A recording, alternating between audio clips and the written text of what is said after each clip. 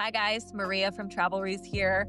I founded Travelries to help more people travel long-term, to travel well, to travel safely and effectively. There's a ton of information out there for travelers. There's really not a ton of information out there for long-term travelers though.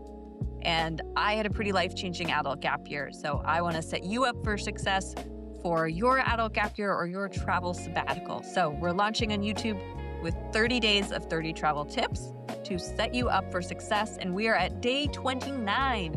If you're just finding us, go back to day 1, do your part. Today we're going to continue a conversation we started yesterday on currency rate manipulation, the exchange risk you face. And we're going to talk about point of sale conversion scams and what you should do. So, the theme here is when long-term travelers, and any kind of traveler, but especially long-term travelers can really lose out if they don't know what they're doing here. The theme here is when currency exchange rates are manipulated to your detriment, to someone else's benefit.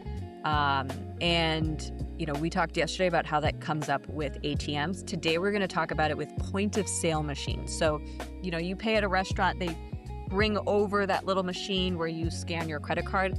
That's a point-of-sale machine. My tip for you today is you're going to get a button on that machine and it's going to say, what currency do you want to pay in? Your local currency, USD, for example, or the local currency for the area. You're going to face this button all the time. And I'm going to give you the rule of thumb for what you should select by the end of the video so that you don't lose out on and get a bad exchange rate. So when you pay with your American credit card abroad, you'll see this screen. It'll say, do you want to pay in USD? Do you want to pay in the foreign currency? And you might think, oh, I should hit USD because my money's in USD already. So isn't that easier? Am I bypassing the exchange rate? And no, you are not avoiding the exchange rate by selecting USD. In fact, what you are likely doing is electing into a worse exchange rate, because the point of sale machine is relying on something called the dynamic currency conversion, DCC. And for the benefit of telling you in that moment right now, in your home currency, what it's going to cost, that point of sale machine is likely offering you a marked up exchange rate.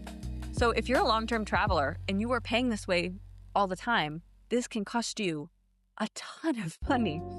Now, if you reject the DCC rate, that dynamic currency conversion, you will instead get the exchange rate that your bank or your credit card issuer offers. And that is typically a better rate for consumers. So best practice here, rule of thumb, is always hit the button for paying in the local currency. This is all according to an article published by Stripe, which I'm going to link below in the description so you can read it yourself. All right, that's it. Day 29. See you guys tomorrow for day 30. Help us out with a like and subscribe, especially if you want to support our mission to make it easier to take a travel sabbatical or an adult gap year. You can also find us on Instagram, Threads, Facebook. We publish a weekly Substack, and we've got a monthly mailing list through our website, travelries.com. And of course, if you're curious to chat one-on-one about what long-term travel could look like for you, you can always book a free consult through our website.